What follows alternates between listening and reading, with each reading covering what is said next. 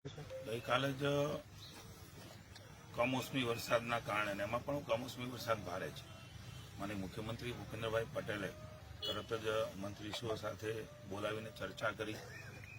Deputy CM પણ હાજર હતા.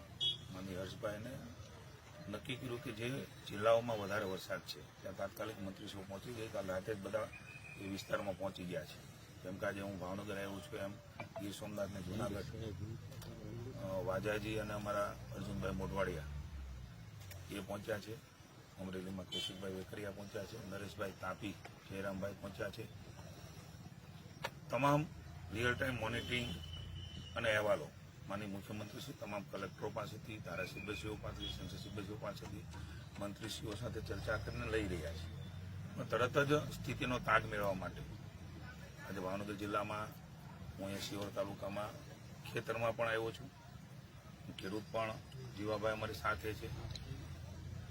કુદરત રૂટતી હોય છે ત્યારે આપણે જાણીએ છીએ કે ખૂબ મુશ્કેલી હોય છે, પણ સરકાર તરીકે સધિયારો આપવા, સમજવા અને કેવી રીતે એને સધિયારો આપીને સહયોગી થઈ શકાય એ માટે થઈને માત્ર 5 જિલ્લા પૂરતા નીકળ્યા છીએ જ્યાં વધારે વરસાદ છે.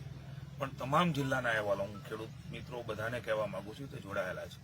તમામ રિપોર્ટો, પ્રાથમિક અહેવાલો એ પણ મુખ્યમંત્રીશ્રીએ તાત્કાલિક સૂચના આપી છે એ આખા સ્ટેટ મોનિટરિંગ સેલમાં ઉપર નજર રાખી રહ્યા છે, ચર્ચા કરી રહ્યા છે અને કેમ શું થઈ શકે એના માટે બધી જ બાબતોની ચર્ચાઓ કરીને અંતે એ કેવી રીતે ફરી વખત ખેડૂત બેઠો થાય એની ચિંતા કરવાના છે. આજે અમે અહીંયા આવ્યા છીએ. સાંજે કલેક્ટર ઓફિસે સમગ્ર જિલ્લાની ચર્ચાઓ, રિવ્યુ બેઠકો અને અહેવાલો એ પણ લેવાના છે અને ભવિષ્યમાં પણ શું થઈ શકે એની પણ વાત આપની સાથે કરીશું. પણ રાજ્યની ભૂપેન્દ્રભાઈની સરકાર એ હંમેશા સંવેદનશીલ રહી છે. ખેડૂતોની પડખું આપીને એમને મદદ કરવા માટે સંવેદનાથી, લાગણીથી એમની સાથે ઊભી છે. એટલે હું આપ સૌના માધ્યમથી તમામ ખેડૂત ભાઈઓને હું વિશ્વાસ અપાવું છું કે ખૂબ સંવેદનાથી આ સરકાર જ્યારે કુદરત આ પ્રકારે કમોસમી વરસાદ રૂપે